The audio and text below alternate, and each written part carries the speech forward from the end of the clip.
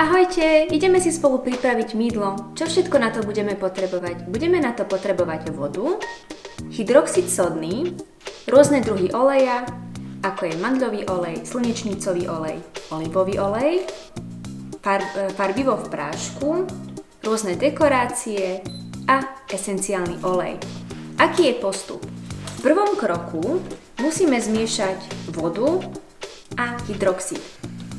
Na 129 g hydroxidu použijeme približne 229 g vody.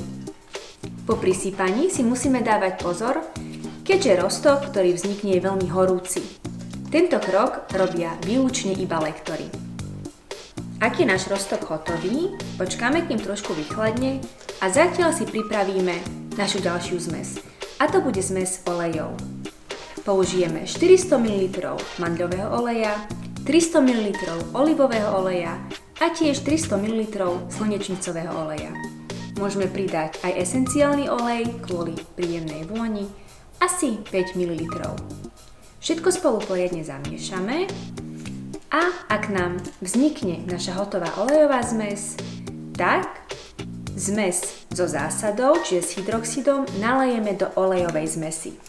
Tiež všetko poriadne premiešame a predtým, ako ju vlejeme do silikónovej formy, môžeme zmes poriadne zamiešať aj takýmto ručným mixérom, aby bola hmota homogénna. Zmes s mydlom nalejeme do silikónovej formy.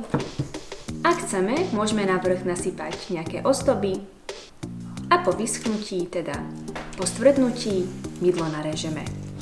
Náš produkt je takto hotový.